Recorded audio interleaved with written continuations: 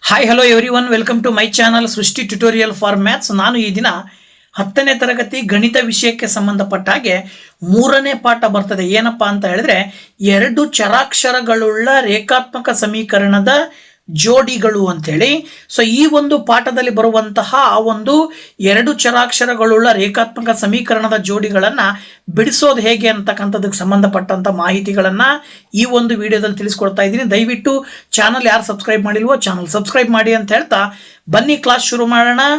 ಎರಡು ಚರಾಕ್ಷರಗಳುಳ್ಳ ರೇಖಾತ್ಮಕ ಸಮೀಕರಣದ ಜೋಡಿಗಳು, ಇದಕ್ಕೆ ಸಂಬಂಧಪಟ್ಟ ಹಾಗೆ ಏನಪ್ಪಾ ಇದು ಎರಡು ಚರಾಕ್ಷರಗಳುಳ್ಳ ರೇಖಾತ್ಮಕ ಸಮೀಕರಣದ ಜೋಡಿಗಳು ಅಂತ ಹೇಳಿದ್ರೆ, ನೀವು ಸಾಮಾನ್ಯವಾಗಿ ಬೀಜಗಣಿತದಲ್ಲಿ ಸಮೀಕರಣಗಳನ್ನ ನೋಡಿರ್ತೀರಾ.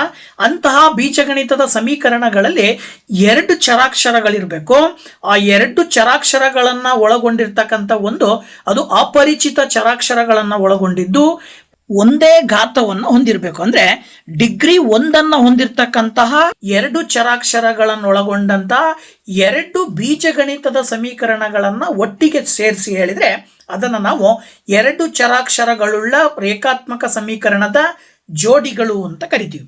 ಉದಾಹರಣೆಗೆ 2x + y = 3, ಅದೇ ರೀತಿ x - 4y = 1.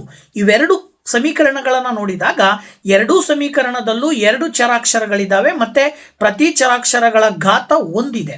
ಈ ತರದ ಜೋಡಿಗಳನ್ನ ರೇಖಾತ್ಮಕ ಸಮೀಕರಣದ ಜೋಡಿಗಳು ಅಂತ ಕರಿತೀವಿ.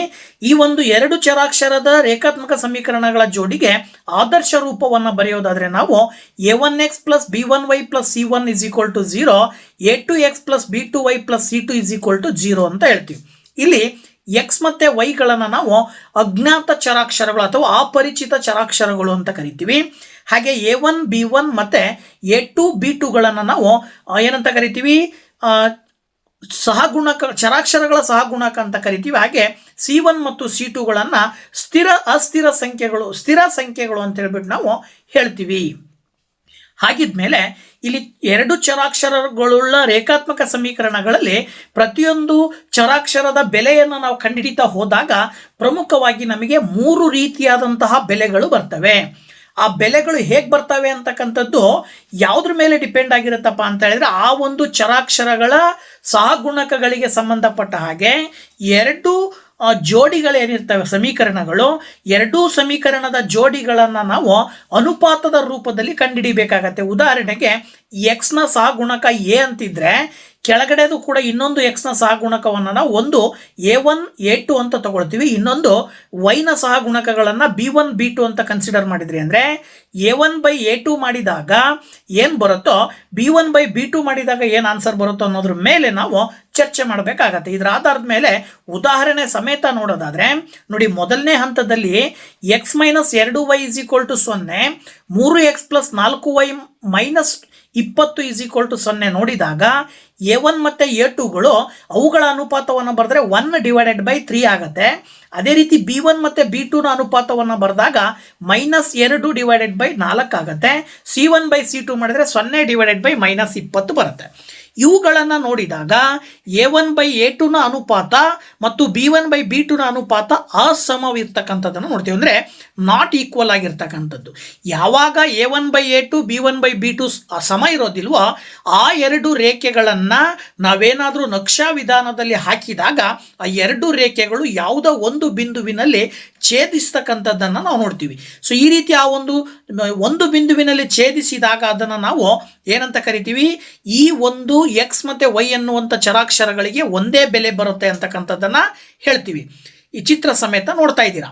ಅದೇ ರೀತಿಯಲ್ಲಿ ಇದನ್ನ ಛೇದಿಸುವ ರೇಖೆಗಳು ಅಂತ ಕರಿತೀವಿ. ಯಾವಾಗ ಛೇದಿಸುವ ರೇಖೆಗಳು ಬರ್ತಾವೋ ಆಗ ಪರಿಹಾರ ನಿಖರವಾಗಿ ಒಂದು ಪರಿಹಾರವನ್ನ ಹೊಂದಿರುತ್ತೆ. ಅಂದ್ರೆ ಅದನ್ನು ನಾವು ಅನನ್ಯ ಅಂತ ಕರಿತೀವಿ. ಅದೇ ರೀತಿ ಎರಡನೇ ಉದಾಹರಣೆಯನ್ನು ನೋಡೋದಾದ್ರೆ 2x + 3y - 9 ಹಾಗೆ 4x + 6y - 18 ನೋಡಿದಾಗ a1/a2 ಮಾಡಿದರೆ 4ನೇ 2 ಬರುತ್ತೆ, ಸಿಂಪ್ಲಿಫೈ ಮಾಡಿದಾಗ 2ನೇ 1 ಬರುತ್ತೆ. ಹಾಗೆ b1/b2 ಮಾಡಿದಾಗಲೂ ಕೂಡ 2ನೇ 1 ಬರುತ್ತೆ. c1/c2 ಮಾಡಿದಾಗಲೂ ಕೂಡ 2ನೇ 1 ಬರುತ್ತೆ. ಅದರ ಅರ್ಥ ಏನು ಅಂದರೆ a1/a2 ಎಷ್ಟು ಬರುತ್ತೋ b1/b2 ಎಷ್ಟು ಬರುತ್ತೋ c1/c2 ಕೂಡ ಅಷ್ಟೇ ಬರುತ್ತೆ. ಅಂದರೆ 3 ಸಮ ಇದ್ದಾಗ ಈ ಒಂದು ಎರಡು ಸಮೀಕರಣದ ರೇಖೆಗಳನ್ನು ನಾವು ಗ್ರಾಫ್ನಲ್ಲಿ ಹಾಕಿದ್ವಿ ಅಂದರೆ ಒಂದು ರೇಖೆಯ ಮೇಲೆ ಇನ್ನೊಂದು ರೇಖೆ ಬರುತ್ತೆ. ಅದನ್ನು ನಾವು ಐಕ್ಯಗೊಳ್ಳುವ ರೇಖೆಗಳು ಅಂತ ಕರಿತೀವಿ. ಯಾವಾಗ ಈ ರೀತಿ ರೇಖೆಗಳು ಐಕ್ಯಗೊಳ್ತಾವೋ ಅಲ್ಲಿ ಒಂದು ಪರಿಹಾರ ಬರೋದಿಲ್ಲ, ಸಾಕಷ್ಟು ಪರಿಹಾರಗಳು ಬರ್ತವೆ. ಅಂದರೆ ಅದನ್ನು ನಾವು ಅಪರಿಮಿತ ಸಂಖ್ಯೆಯ ಪರಿಹಾರಗಳು ಅಂತೇಳಿ ಹೇಳಬೇಕಾಗತ್ತೆ. ಅದೇ ರೀತಿ ಮೂರನೇ ಉದಾಹರಣೆಯನ್ನು ನೋಡಿದಾಗ x plus 2y minus 4 is equal to 0, 2x plus 4y minus 12 is equal to 0. ಇಲ್ಲಿ a1/a2 ಮಾಡಿದ್ರೆ ಎರಡನೇ ಒಂದು ಬರುತ್ತೆ, b1/b2 ಮಾಡಿದಾಗಲೂ ಕೂಡ ಸುಲಭ ರೂಪಕ್ಕೆ ತಂದಾಗ ಎರಡನೇ ಒಂದು ಬರುತ್ತೆ. ಆದರೆ c1/c2 ಮಾಡಿದಾಗ ಅದನ್ನು ಸುಲಭ ರೂಪದಲ್ಲಿ ಬರೆದ್ರೆ ನಿಮಗೆ ಏನು ಬರುತ್ತೆ ಅಂದರೆ ಮೂರನೇ ಒಂದು ಬರುತ್ತೆ. ಇದರರ್ಥ a1/a2 is equal to b1/b2 ಆದರೆ c1/c2 ಸಮ ಇಲ್ಲ. ಈ ರೀತಿ ಬಂದಾಗ, ಈ ಥರದ ಒಂದು ಹೋಲಿಕೆ ಬಂದಾಗ ಆ ಎರಡು ರೇಖೆಗಳನ್ನು ನಾವು ನಕ್ಷೆಯಲ್ಲಿ ಹಾಕಿದಾಗ ಏನು ಬರುತ್ತಪ್ಪ ನಕ್ಷೆ ಅಂತ ಹೇಳಿದ್ರೆ ಎರಡು ಸಮಾಂತರವಾಗಿರುವಂಥ ರೇಖೆಗಳು ಬರ್ತವೆ. ಯಾವಾಗ ಸಮಾಂತರ ರೇಖೆಗಳು ಬರ್ತಾವೋ ಅವುಗಳಿಗೆ ಪರಿಹಾರ ಒಂದೇ ಇರುತ್ತೆ ಅಂತೇಳಿ ಯಾವುದೇ ರೀತಿಯಾದಂಥ ಪರಿಹಾರ ಇರೋದಿಲ್ಲ ಅಂತೇಳಿ ನಾವು ಸುಲಭವಾಗಿ ಹೇಳಬೇಕಾಗತ್ತೆ. ಇನ್ನು ಇದೇ ಎರಡು ಚರಾಕ್ಷರಗಳುಳ್ಳ ರೇಖಾತ್ಮಕ ಸಮೀಕರಣದ ಪರಿಹಾರಗಳನ್ನು ಕಂಡುಹಿಡಿಬೇಕಲ್ವಾ, ಎಕ್ಸ್ ಮತ್ತು ವೈನ ಬೆಲೆಗಳನ್ನು ಕಂಡುಹಿಡಿಬೇಕಲ್ವಾ. ಸೊ ಅದನ್ನು ಕಂಡುಹಿಡಿಲಿಕ್ಕೋಸ್ಕರ ಪ್ರಮುಖವಾಗಿ ಎರಡು ವಿಧಾನಗಳು ಬರ್ತವೆ. ಒಂದು ನಕ್ಷಾ ವಿಧಾನ, ಇನ್ನೊಂದು ಬೀಜಗಣಿತದ ವಿಧಾನ. ಈ ಬೀಜಗಣಿತದ ವಿಧಾನದಲ್ಲಿ ಮತ್ತೆ ಎರಡು ವಿಧಾನಗಳು ಬರ್ತವೆ, ಆದೇಶ ವಿಧಾನ ಮತ್ತು ವರ್ಜಿಸುವ ವಿಧಾನ ಅಂತೇಳಿ. ಸೊ ಹಾಗಿದ್ರೆ ಮೊದಲನೇದಾಗಿ ನಕ್ಷಾ ವಿಧಾನದ ಮೂಲಕವಾಗಿ ನಾವು ಈ ಒಂದು ಎಕ್ಸ್ ಮತ್ತು ವೈ ಅನ್ನುವಂಥ ಎರಡು ಚರಾಕ್ಷರದ ಬೆಲೆಗಳನ್ನು ಕಂಡುಹಿಡಿಯೋದು ಹೇಗೆ ಅನ್ನೋದಕ್ಕೆ ಸಂಬಂಧಪಟ್ಟ ಹಾಗೆ ಉದಾಹರಣೆಯ ಸಮೇತ ನಾವು ನೋಡ್ತಾ ಹೋಗೋಣ. ಉದಾಹರಣೆಗಾಗಿ x plus Y is equal to 6, x minus y is equal to 2 ಅಂತೇಳಿ ಎರಡು ಸಮೀಕರಣಗಳನ್ನು ನೀವು ತಗೊಂಡ್ರಿ ಅಂದರೆ ಆ ಎರಡು ಸಮೀಕರಣದಲ್ಲಿ ಒಂದು ಸಮೀಕರಣವನ್ನು ಬರ್ಕೊಳ್ಬೇಕು, X plus Y is equal to 6. ಈಗ ನೀವೇನು ಮಾಡಬೇಕು ಅಂತ ಹೇಳಿದ್ರೆ ಎರಡು ಚರಾಕ್ಷರಗಳಿರೋದ್ರಿಂದಾಗಿ ಎರಡರಲ್ಲಿ ಯಾವುದಾದ್ರೂ ಒಂದು ಚರಾಕ್ಷರಕ್ಕೆ ನೀವೇ ಒಂದು ಬೆಲೆಯನ್ನು ಹಾಕಬೇಕು. ಉದಾಹರಣೆಗೆ ವೈನ ಬೆಲೆಯನ್ನು ನೀವು 0 ಅಂತ ತಗೊಂಡ್ರಿ ಅಂದರೆ x plus 0 is equal to 6 ಆಗುತ್ತೆ. 0 ಆ ಕಡೆ ಕಳಿಸಿದಾಗಲೂ ಕೂಡ ಮೈನಸ್ 0 ಬರುತ್ತೆ, ಅಲ್ಲಿಗೆ ಎಕ್ಸ್ನ ಬೆಲೆ 6. ಅದೇ ರೀತಿ ಮತ್ತೊಂದು ಬಾರಿ ವೈನ ಬೆಲೆ 2 ತಗೊಂಡ್ರಿ ಅಂತ ಹೇಳಿದ್ರೆ x plus 2 is equal to 6 ಆಗುತ್ತೆ. 2 ಈಕ್ವಲಿಂದ ಆ ಕಡೆ ಕಳಿಸಿದ್ರೆ 6 ಮೈನಸ್ 2 ಮಾಡಿದಾಗ 4 ಬರುತ್ತೆ.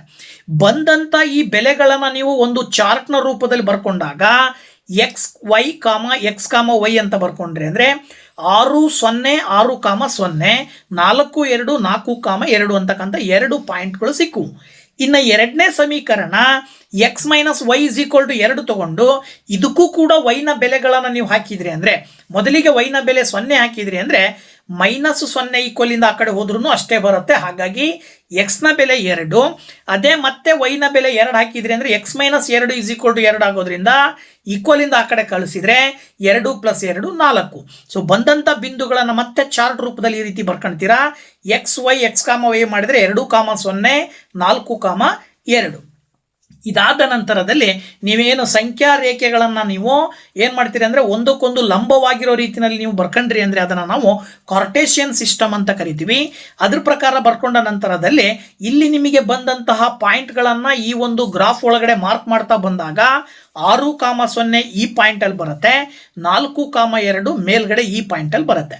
ಇನ್ನು ಎರಡನೇ ಸಮೀಕರಣದ್ದು ನೋಡಿದಾಗ 2, 0 ಇಲ್ಲಿ ಬಂದರೆ 4, 2 ಇಲ್ಲಿ ಬರುತ್ತೆ.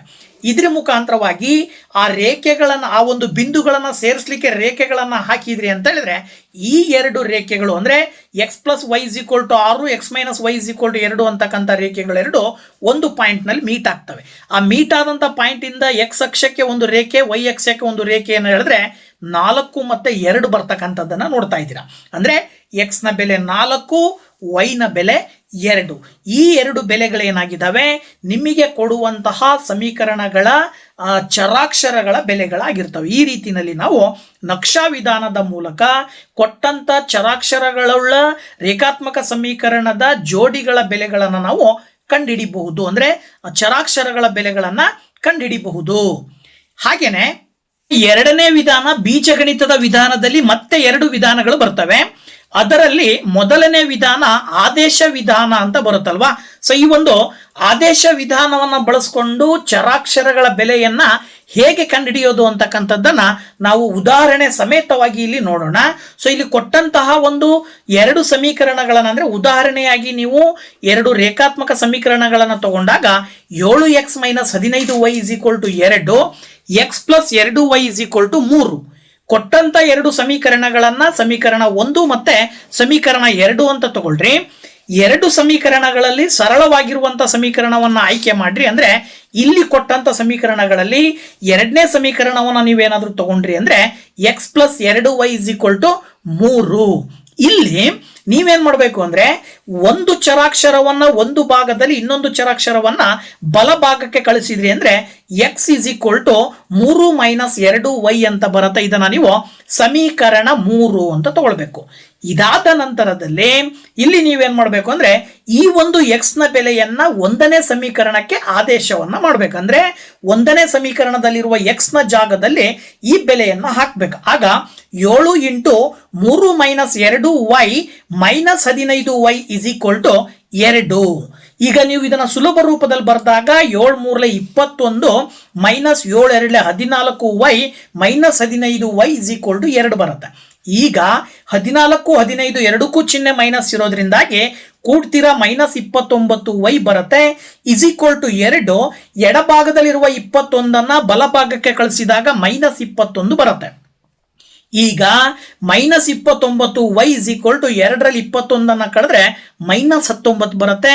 ಎಡಭಾಗ ಮತ್ತು ಬಲಭಾಗ ಎರಡೂ ಕಡೆನೂ ಕೂಡ ಮೈನಸ್ ಅನ್ನ ಕ್ಯಾನ್ಸಲ್ ಮಾಡಿದ್ರಿ ಅಂದ್ರೆ 29 ಈಕ್ವಲ್ ಇಂದ ಆ ಕಡೆ ಕಳಿಸ್ರಿ. y ನ ಬೆಲೆ 19/29 ಬರುತ್ತೆ. ಈ 19/29 ಅನ್ನುವಂತ y ನ ಬೆಲೆಯನ್ನ ಈಗ ನೀವು ಮೂರನೇ ಸಮೀಕರಣಕ್ಕೆ ಆದೇಶ ಮಾಡಿದಾಗ ಮೂರನೇ ಸಮೀಕರಣದಲ್ಲಿರುವ y ಜಾಗದಲ್ಲಿ 19/29 ಹಾಕಿದ್ರಿ ಅಂದ್ರೆ x = 3 - 2 × 19/29. ಈಗ ಇಲ್ಲಿ ಲಾಸವನ್ನ ತಗೊಂಡ್ರಿ ಅಂದ್ರೆ ಕೆಳಗಡೆ 29 ಮೇಲ್ಗಡೆ 49 ಉಳ್ಕೊಳ್ಳುತ್ತೆ. ಅಲ್ಲಿಗೆ x ನ ಬೆಲೆ 49/29. ಹಾಗಾಗಿ ನೀವು ಈ ಎರಡು ಬೆಲೆಗಳನ್ನ ಸುಲಭವಾಗಿ ಹೇಳಬಹುದು. ಇನ್ನ ಮುಂದುವರಿದು ಎರಡನೇ ವಿಧಾನ ಅಂದ್ರೆ ಬೀಜಗಣಿತದ ವಿಧಾನದಲ್ಲಿ ಬರುವಂತದ್ದು ಎರಡನೇದು ವರ್ಜಿಸುವ ವಿಧಾನ. ಇದು ಸುಲಭವಾಗಿ ನೀವು ಬಿಡಿಸ್ಬೇಕಾಗತ್ತೆ. ಜೊತೆಗೆ 2 ಅಂಕಕ್ಕೆ ಪರೀಕ್ಷೆಗೆ 100% ಕೇಳುವಂತ ಒಂದು ವಿಧಾನ ಇದಾಗಿದೆ. ಹಾಗಾಗಿ ಇದನ್ನ ನೀವು ಕಂಡುಹಿಡಿಯೋದನ್ನ ನೀವು ತಿಳ್ಕೋಬೇಕು ಅಂತ ಹೇಳಿದ್ರೆ ಎರಡು ಸಮೀಕರಣಗಳನ್ನ ತಗೊಂಡಾಗ x + y = 5, 2x - 3y = 4.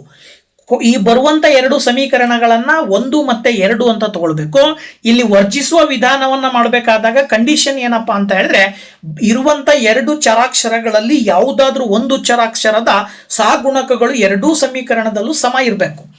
ಆಕಸ್ಮಿಕವಾಗಿ ಸಮ ಇಲ್ಲ ಅಂದ್ರೆ ನೀವು ಅದನ್ನ ಸಮ ಮಾಡ್ಕೊಳ್ಬೇಕು. ಅಂದ್ರೆ ಇಲ್ಲಿ x ಅನ್ನ ಕನ್ಸಿಡರ್ ಮಾಡಿದ್ರೆ ಒಂದನೇ ಸಮೀಕರಣದಲ್ಲಿ x ನ ಸಹಗುಣಕ 1 ಇದ್ರೆ ಎರಡನೇ ಸಮೀಕರಣದಲ್ಲಿ x ನ ಸಹಗುಣಕ 2 ಇದೆ. ಹಾಗಾಗಿ ಸಮ ಮಾಡ್ಕೋಬೇಕು ಅಂದ್ರೆ ಮೊದಲನೇ ಸಮೀಕರಣವನ್ನ 2ರಿಂದ ಗುಣಾಕಾರ ಮಾಡಬೇಕು. ಸೊ ಮೊದಲನೇ ಸಮೀಕರಣವನ್ನ 2ರಿಂದ ಗುಣಾಕಾರ ಮಾಡ್ಕೊಂಡ್ರಿ ಅಂದ್ರೆ 2x + 2y = 10, 2x - 3y = 4. ಈಗ ಈ ಸಮೀಕರಣಗಳನ್ನ 3 ಮತ್ತೆ 1 ಈಗ ಮೊದಲನೇ ಸಮೀಕರಣ ಚೇಂಜ್ ಮಾಡಿರೋದ್ರಿಂದಾಗಿ ಅದನ್ನ ನೀವು ಸಮೀಕರಣ 3 ಅಂತ ತಗೊಳ್ರಿ. ಈಗ ಮೂರನೇ ಸಮೀಕರಣದಿಂದ ಎರಡನೇ ಸಮೀಕರಣವನ್ನ ನೀವು ಕಳಿಬೇಕು ಅಂತ ಹೇಳಿದ್ರೆ ಎರಡನೇ ಸಮೀಕರಣದಲ್ಲಿರುವ ಪ್ರತಿಯೊಂದು ಪದದ ಚಿಹ್ನೆಗಳು ಚೇಂಜ್ ಆಗ್ತವೆ. ಅಂದ್ರೆ ಪ್ಲಸ್ ಇರೋದು ಮೈನಸ್ ಆಗತ್ತೆ, ಮೈನಸ್ ಇರೋದು ಪ್ಲಸ್ ಆಗತ್ತೆ, ಪ್ಲಸ್ ಇರುವಂತದ್ದು ಮೈನಸ್ ಆಗತ್ತೆ. ಈಗ ನೀವು x ನ ಸಹಗುಣಕಗಳನ್ನ ನೋಡಿದಾಗ ಸಮ ಇರೋದ್ರಿಂದಾಗಿ 2x ಕ್ಯಾನ್ಸಲ್ ಆಗತ್ತೆ. 2ಕ್ಕೆ 3 ಕೂಡಿದ್ರೆ 5y ಬರುತ್ತೆ. 10ರಲ್ಲಿ 4 ಕಳೆದ್ರೆ 6 ಬರುತ್ತೆ. ಈಗ ನೀವು 5 ಈಕ್ವಲ್ ಇಂದ ಆ ಕಡೆ ಕಳಿಸಿದ್ರಿ ಅಂದ್ರೆ 6/5. ಈಗ ನಿಮಗೆ y ನ ಬೆಲೆ ಸಿಕ್ತು. ಈ y ನ ಬೆಲೆಯನ್ನ ಸಮೀಕರಣ 1ರಲ್ಲಿ ನೀವು ಹಾಕಿದ್ರಿ ಅಂದ್ರೆ ಆದೇಶಿಸಿದ್ರಿ ಅಂತ ಹೇಳಿದ್ರೆ x + 6/5 = 5 ಬರುತ್ತೆ. 6/5 ಈಕ್ವಲ್ ಇಂದ ಆ ಕಡೆ ಕಳಿಸಿದ್ರೆ -6/5 ಆಗತ್ತೆ. ಇಲ್ಲಿ ನೀವು ಲಾಸ ತಗೊಂಡಾಗ 25 - 6/5 ಬರುತ್ತೆ. 25ರಲ್ಲಿ 6 ಕಳೆದ್ರೆ 19/5 ಬರುತ್ತೆ. ಅಲ್ಲಿಗೆ x ನ ಬೆಲೆ 19/5 ಬಂತು, y ನ ಬೆಲೆ 6/5 ಬಂತು. ಈ ರೀತಿಯಲ್ಲಿ ನೀವು ಸುಲಭವಾಗಿ x ಮತ್ತೆ y ನ ಬೆಲೆಗಳನ್ನ ಕಂಡುಹಿಡಿಬಹುದು. ಮತ್ತೊಮ್ಮೆ ಹೇಳ್ತಾ ಇದ್ದೀನಿ, ಗ್ರಾಫಿಕಲ್ ಮೆಥಡ್ ನಲ್ಲಿ ಅಂದ್ರೆ ನಕ್ಷಾ ವಿಧಾನದ ಮೂಲಕ ಬಿಡಿಸುವಂತ ಲೆಕ್ಕ 4 ಅಂಕಕ್ಕೆ ಕೇಳ್ತಾರೆ. ವರ್ಜಿಸುವ ವಿಧಾನದ ಮೂಲಕ ಬಿಡಿಸುವಂತ ಲೆಕ್ಕವನ್ನ 2 ಅಂಕಕ್ಕೆ ಕೇಳ್ತಾರೆ. ಖಂಡಿತವಾಗ್ಲೂ ಕೂಡ ಒಂದೊಂದು ಲೆಕ್ಕಗಳು ಬರ್ತವೆ. ಸೊ ಅಂದ್ರೆ ಅಲ್ಲಿಗೆ ಒಟ್ಟಾರೆ 6 ಅಂಕದ ಪ್ರಶ್ನೆಗಳನ್ನ ನೀವು ಇವೆರಡರಿಂದನೇ 6 ಅಂಕವನ್ನು ಪಡ್ಕೊಳ್ಬಹುದು. ಸೊ ಅದ್ರ ಕಡೆಗೆ ನಿಮ್ಮ ಗಮನ ಇರಲಿ. ಸೊ ತುಂಬಾ ಇಂಪಾರ್ಟೆಂಟ್ ಆಗಿರೋದ್ರಿಂದಾಗಿ ವರ್ಜಿಸುವ ವಿಧಾನಕ್ಕೆ ಸಂಬಂಧಪಟ್ಟಂತ ಮತ್ತೊಂದು ಸಂಖ್ಯೆಯನ್ನು ಮತ್ತೊಂದು ಸಮೀಕರಣದ ಜೋಡಿಗಳನ್ನ ತಗೊಂಡು ನಾವು ಸುಲಭವಾಗಿ ಹೇಗೆ ಮಾಡೋದು ಅಂತಕ್ಕಂಥದ್ದನ್ನ ನೋಡೋದಾದ್ರೆ 3x + 4y = 10, 2x - 2y = 2. ಈ ಎರಡು ಸಮೀಕರಣಗಳನ್ನ 1 ಮತ್ತು 2 ಅಂತ ತಗೊಳ್ರಿ. ಇಲ್ಲೂ ಕೂಡ ಅಷ್ಟೇ x ನ ಸಹಗುಣಕಗಳನ್ನ ನೀವು ಸಮ ಮಾಡ್ಕೊಳ್ಬೇಕು ಅಂದ್ರೆ ಮೊದಲನೇ ಸಮೀಕರಣವನ್ನ 2ರಿಂದ, ಎರಡನೇ ಸಮೀಕರಣವನ್ನ 3ರಿಂದ ಗುಣಾಕಾರ ಮಾಡಬೇಕು. ಆಗ 6x + 8y = 20, ಹಾಗೇನೆ 6x - 6y = 6 ಬರುತ್ತೆ. ಇದಾದ ನಂತರದಲ್ಲಿ ನಿಮ್ಮ ಕೆಲಸ ಏನು ಅಂದ್ರೆ ಕೆಳಗಡೆ ಎರಡನೇ ಸಮೀಕರಣದಲ್ಲಿರುವ ಎಲ್ಲಾ ಚಿಹ್ನೆಗಳನ್ನು ಚೇಂಜ್ ಮಾಡಿದಾಗ ಮೈನಸ್ಸು ಪ್ಲಸ್ಸು ಮೈನಸ್ಸು ಬರುತ್ತೆ. ಆಗ 6x ಕ್ಯಾನ್ಸಲ್ ಆಗುತ್ತೆ. 8yಗೆ 6y ಕೂಡಿದ್ರೆ 14y ಬರುತ್ತೆ. 20ರಲ್ಲಿ 6 ಕಳೆದ್ರೆ 14 ಬರುತ್ತೆ. ಸೊ ಎಡಭಾಗ ಮತ್ತು ಬಲಭಾಗದಲ್ಲಿರುವ 14ಗಳನ್ನ ಕ್ಯಾನ್ಸಲ್ ಮಾಡಿದ್ರಿ ಅಂದ್ರೆ y ನ ಬೆಲೆ 1 ಬರುತ್ತೆ. ಈ y ನ ಬೆಲೆಯನ್ನ ನೀವು ಸಮೀಕರಣ 1ಕ್ಕೆ ಹಾಕಿದ್ರಿ ಅಂತ ಹೇಳಿದ್ರೆ 3x + 4 × 1 = 10 ಬರುತ್ತೆ. 4 ಒಂದ್ಲೆ 4 ಆಗೋದ್ರಿಂದ 4ಅನ್ನ ಎಡ ಬಲಭಾಗಕ್ಕೆ ಕಳಿಸಿದ್ರೆ 10 - 4 ಬರುತ್ತೆ. ಆಗ 6.